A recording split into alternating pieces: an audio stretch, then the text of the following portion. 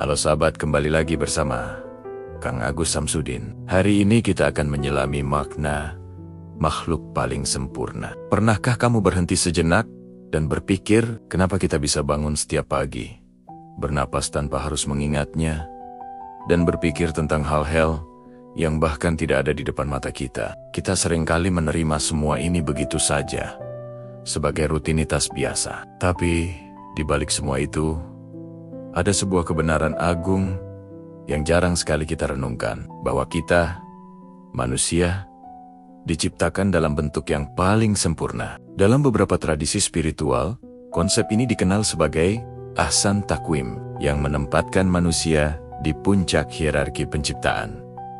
Ini bukan cuma pujian kosong loh, ini adalah deskripsi nyata tentang betapa luar biasanya arsitektur fisik, mental, dan spiritual kita. Keunikan ini seharusnya membuat kita berhenti dan bertanya, kenapa sih kita disebut makhluk yang paling sempurna? Dan apa dampaknya bagi cara kita menjalani hidup? Mari kita bedah, mulai dari yang paling kelihatan.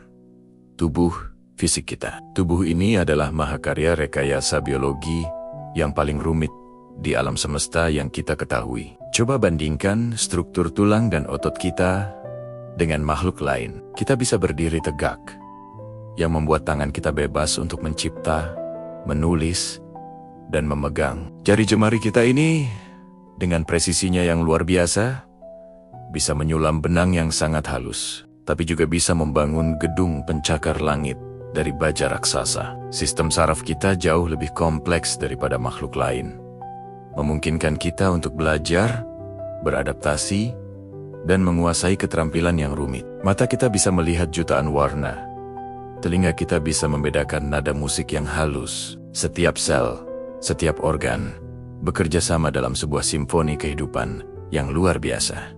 Semua ini bukan kebetulan. Ini adalah desain yang disengaja, dirancang untuk fungsi yang optimal. Tapi, kesempurnaan fisik ini baru lapisan luarnya saja. Yang benar-benar membedakan kita secara radikal adalah kecerdasan kognitif kita. Kemampuan untuk bernalar, memecahkan masalah yang kompleks, dan bahkan berfantasi tentang masa depan. Kita tidak hanya merespons lingkungan seperti hewan lain.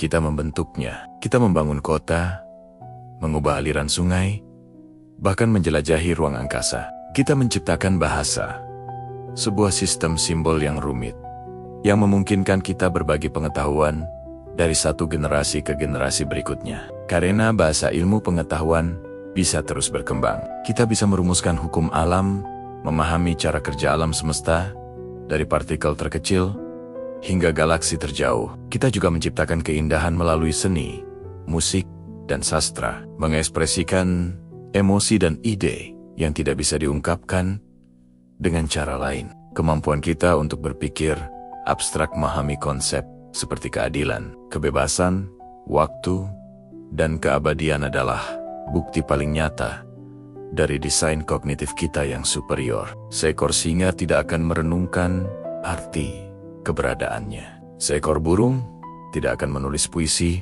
tentang keindahan matahari terbenam. Tapi kita bisa. Kapasitas inilah yang menjadi fondasi peradaban, hukum, dan filsafat. Namun, ada lagi yang lebih dalam, yang lebih penting dari sekadar fisik yang kuat dan otak yang cerdas, yaitu dimensi spiritual dan emosional kita. Kita adalah satu-satunya makhluk yang diketahui mampu merasakan empati yang mendalam, rela berkorban untuk orang lain, dan merasakan cinta tanpa syarat. Emosi kita tidak hanya sebatas insting untuk bertahan hidup. Kita bisa merasakan sukacita saat melihat orang lain bahagia, dan merasakan kesedihan saat melihat orang lain menderita. Kita punya fitrah atau dorongan batin untuk mencari makna hidup. Kita selalu bertanya, dari mana kita berasal? Untuk apa kita hidup? Dan kemana kita akan pergi setelah ini? Kita punya hasrat untuk terhubung dengan sesuatu yang lebih besar dari diri kita sendiri. Entah itu Tuhan, alam semesta, atau kemanusiaan itu sendiri. Inilah yang mendorong kita untuk membangun tempat ibadah, menciptakan ritual, dan merumuskan sistem kepercayaan yang kompleks. Dorongan spiritual ini memungkinkan kita untuk bertindak melampaui naluri dasar, untuk makan, minum, dan berkembang biak. Kita punya pilihan, moral sebuah kemampuan untuk membedakan mana yang baik dan mana yang buruk. Ini adalah sebuah tanggung jawab besar, sebuah anugerah yang hanya diberikan kepada makhluk yang diciptakan dalam bentuk yang paling sempurna. Kita tidak diprogram secara otomatis. Kita diberi kebebasan untuk memilih jalan kita. Kesempurnaan penciptaan ini, Ahsan Takwim ini, membawa serta sebuah tugas yang sangat besar, yaitu mewujudkan seluruh potensi yang telah diberikan kepada kita. Jika kita diciptakan dalam bentuk yang paling sempurna, maka tugas kita bukanlah mencari kesempurnaan di luar sana, melainkan hidup sesuai dengan cetak biru kesempurnaan yang sudah ada di dalam diri kita. Mengabaikan potensi ini, menyia-nyiakan akal, hati, dan tubuh kita adalah bentuk ketidakadilan terbesar terhadap diri sendiri dan terhadap desain agung yang telah dianugerahkan kepada kita. Pikirkan tentang ini. Setiap kali kita gagal menggunakan akal kita untuk belajar dan memecahkan masalah, setiap kali kita menolak untuk berempati pada penderitaan orang lain, dan setiap kali kita mengabaikan panggilan hati untuk mencari makna spiritual, kita sebenarnya sedang menyimpang dari desain sempurna kita.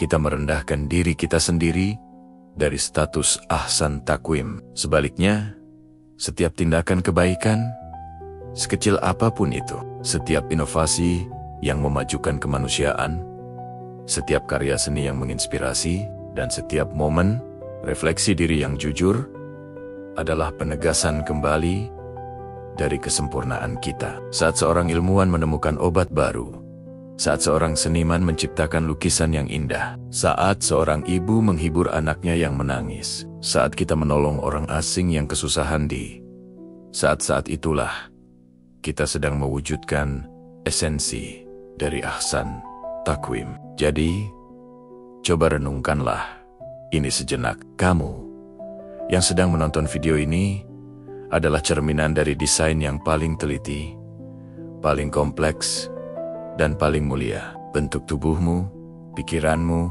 dan hatimu adalah bukti nyata bahwa kamu diciptakan untuk sebuah tujuan yang luar biasa. Kamu bukan sekadar kumpulan atom yang kebetulan tersusun. Kamu adalah sebuah potensi yang tak terbatas. Tugas kita sekarang adalah hidup dengan kesadaran penuh akan keagungan ini. Jangan lagi memandang dirimu rendah. Jangan biarkan kegagalan atau kata-kata orang lain membuatmu lupa akan nilaimu yang sesungguhnya. Jadikan setiap hari sebagai kesempatan untuk menghormati dan mewujudkan bentuk yang paling sempurna yang telah kita anugerahkan ini. Gunakan tanganmu untuk mencipta, gunakan pikiranmu untuk memahami, dan gunakan hatimu untuk mencintai.